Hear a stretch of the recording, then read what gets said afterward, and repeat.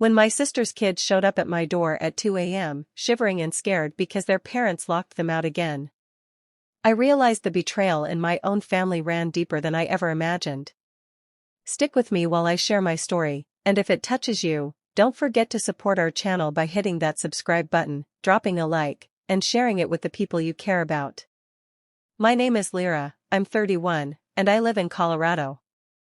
I've spent years being the backup parent for my sister Meera and her husband Clay. That night, when I opened my door and saw Jace and Reby standing there in their pajamas, barefoot and shaking, something inside me broke. They tried to act brave, but their eyes told the truth. I brought them in, wrapped them in blankets, and made warm cocoa. As Reby fell asleep, she whispered that their mom said I only helped because I was jealous. Hearing that hurt more than I expected. I stayed awake the rest of the night, listening to their soft breathing, knowing I couldn't keep pretending everything was okay. At sunrise, Meera and Clay showed up yelling, blaming the kids for leaving the house. They didn't ask if the kids were safe. They didn't care how scared they were. They only cared about control. I told them I would bring the kids home later, but in my mind, I knew I wasn't sending them back into that chaos. I had kept notes and pictures for months, every bruise, every night they had been locked outside, every time the kids told me they were hungry. It was enough. I made the call that changed everything. I didn't do it to hurt my sister. I did it to save her children. And even now, I know it was the only choice I had left. I woke up to loud knocking that shook me out of sleep. For a moment, I thought I was dreaming, but the sound came again, fast and desperate. I hurried to the door, still half awake, and when I opened it, my heart dropped. Jace and Reby were standing on the porch, small and shaking in the cold night air. They didn't have shoes on, and their thin pajamas were no match for the freezing wind. Jace tried to look calm, but his lip trembled. Reby held his arm tightly, her eyes wide and scared. Before I could ask anything, Jace leaned closer and whispered that their mom and Clay were yelling again, and after they stepped outside to get away from the noise, they couldn't get back in. He said it quietly, like he was afraid someone might hear. Ruby's teeth were chattering, and she kept glancing over her shoulder as if expecting someone to appear behind her. I could see how tired they both were, their faces pale and worn down, like they had been dealing with things far beyond what kids their age should ever face.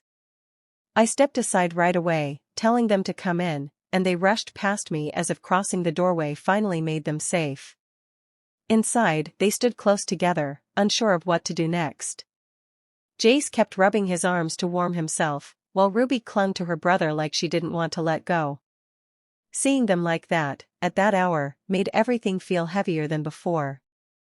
I knew things were bad, but I didn't know they were this bad. I grabbed blankets and tried to calm them, though inside, all I felt was a sinking mix of worry and anger building with every passing second. I led the kids straight to the living room and settled them on the couch. I grabbed the thickest blankets I owned and wrapped them up until only their tired eyes were visible. Once they stopped shaking, I went to the kitchen and made warm cocoa, watching the milk heat slowly while my mind spun faster than the clock on the wall.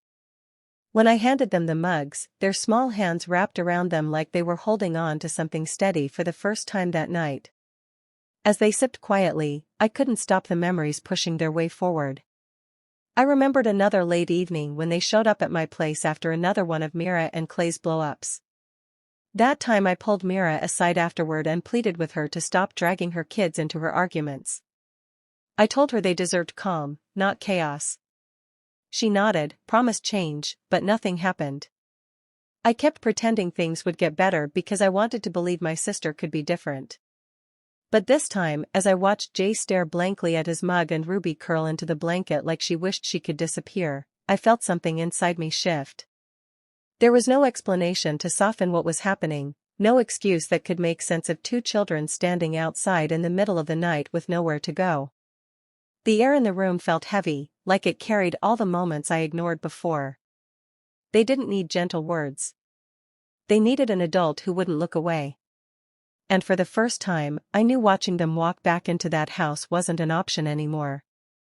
Something about this night felt final, like a line had been crossed that couldn't be undone. I carried Ruby to the spare room once she finished her drink, her small arms wrapped around my neck, her head resting on my shoulder. She felt lighter than she should, like she'd been carrying more worry than food.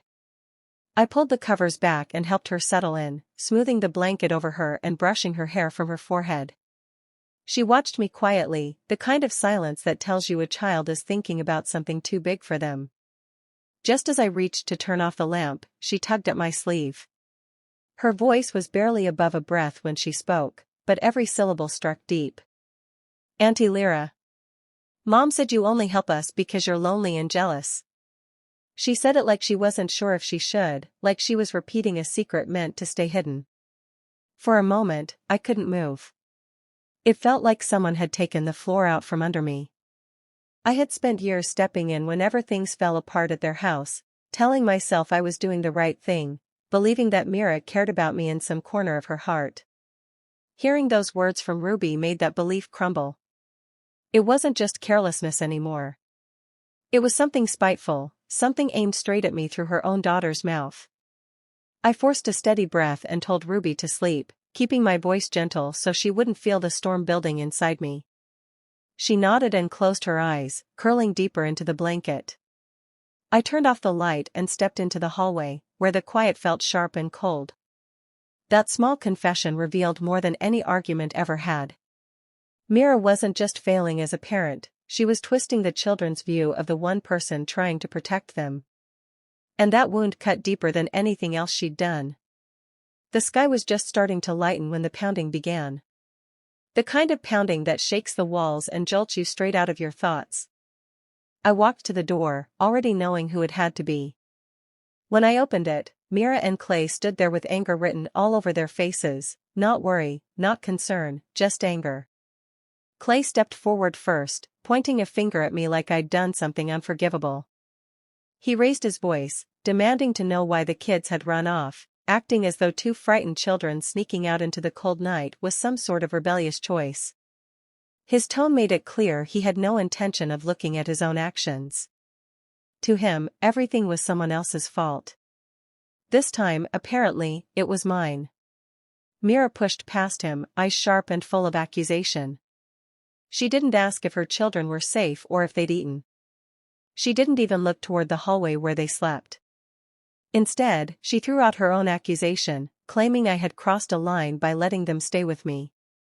She muttered that I thought too much of myself, that I was trying to step into a role that wasn't mine. The hurt in her voice wasn't about the kids, it was about pride. Their words came fast, each one colder than the last. Clay kept insisting I should have sent them back immediately. Meera kept repeating that I had no right to take charge. Not once did either of them show the slightest hint of regret for what the children had gone through. While they raged, something inside me finally settled. Listening to them made things painfully clear. This wasn't about love or responsibility for them. Their focus was never on the children's well-being. It was about maintaining power, about keeping everyone exactly where they wanted them. And standing in that doorway, I understood just how hollow their concern truly was. I didn't raise my voice or match their anger.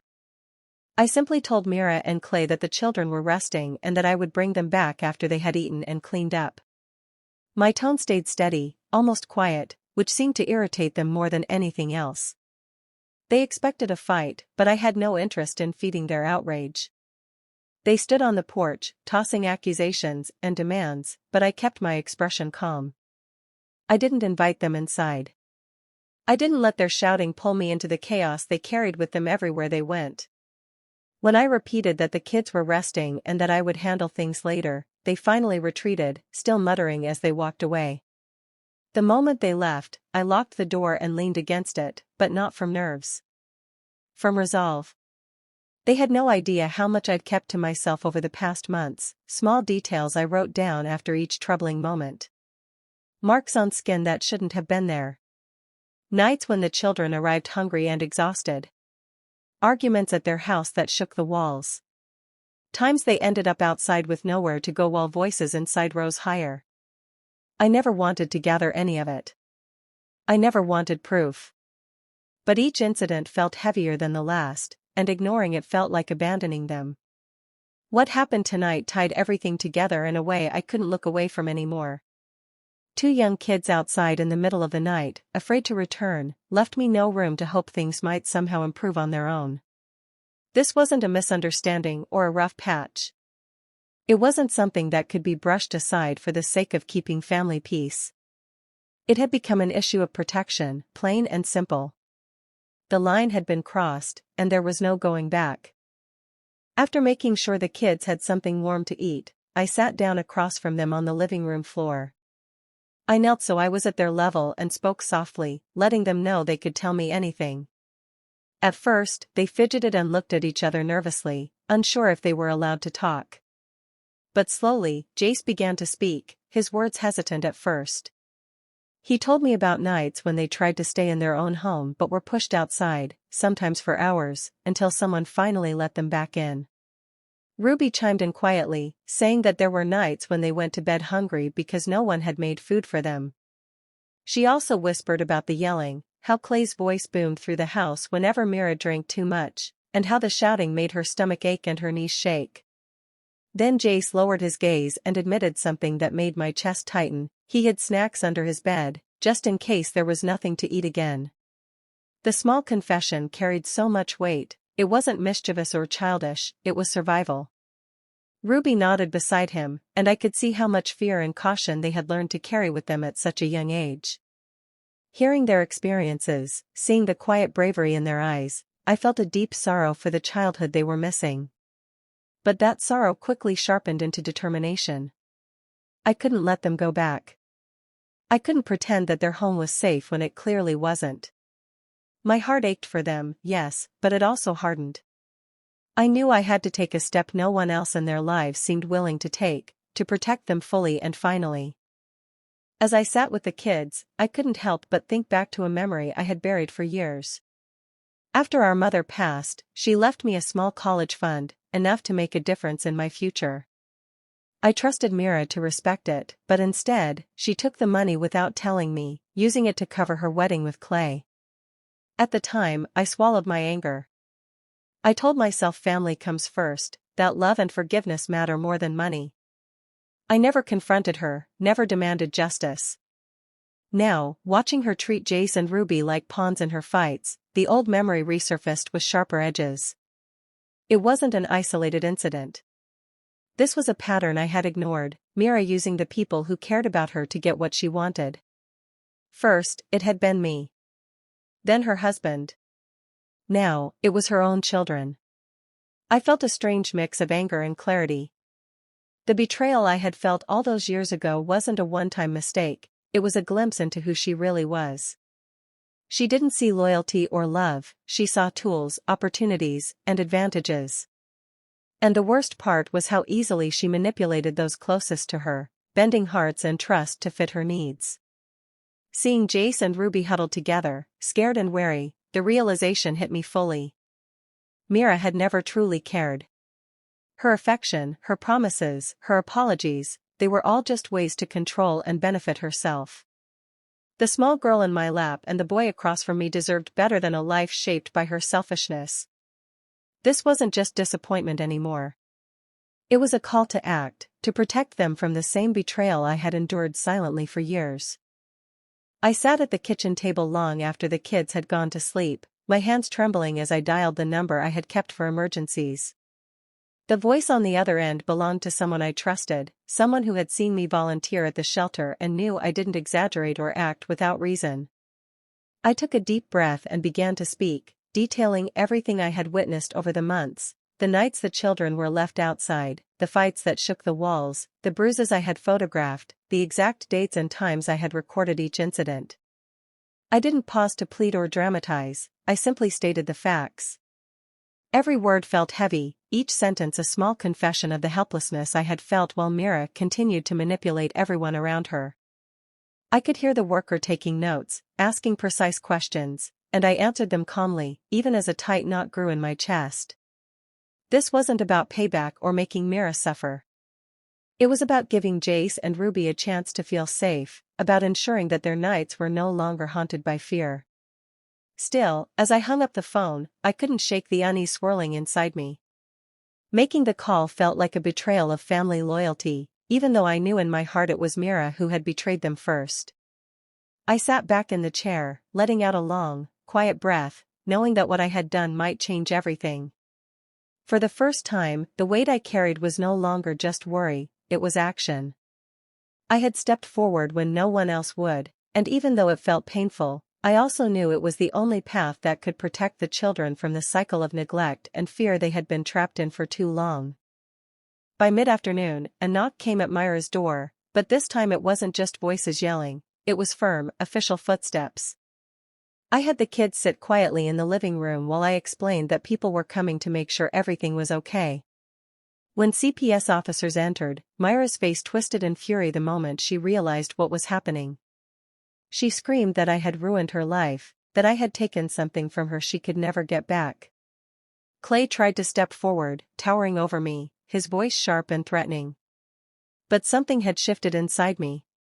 I didn't flinch. I didn't retreat. For the first time, the fear that had always pinned me in the corner didn't exist. I stood steady, eyes locked on him, letting him see that intimidation no longer worked. Jace and Reby clung to me like they were holding on to the only solid thing in their world. Their little hands gripped my arms, their faces buried against me, pleading silently that they didn't have to go back. I felt their fear as if it were my own, and my resolve only strengthened. Around us, the officers took notes and asked questions, carefully observing the environment Meera and Clay tried to defend. Myra's yelling echoed through the house, Clay's threats bounced off the walls, but neither of them mattered anymore. The children were my priority, and in that moment, nothing else existed. Watching Meera collapse into angry tears and hearing Clay sputter without control, I realized the imbalance of power had finally shifted. The chaos they thrived on no longer ruled the room. For the first time, the kids had a chance to feel safe, and I knew I wouldn't let them go back into a house that had never protected them. The courtroom was silent except for the shuffle of papers and soft murmurs as the judge spoke. When the ruling came down, it felt almost unreal. Temporary custody of Jace and Reby was granted to me. The official explanation cited the repeated neglect, the unsafe environment, and the children's clear need for stability, things I had painstakingly documented over months. I tried to stay calm, keeping my expression neutral as the decision sank in. Myra's reaction was immediate and loud. She sobbed openly, tears streaking her face, and shouted that I had planned this, that I had schemed to take her children away.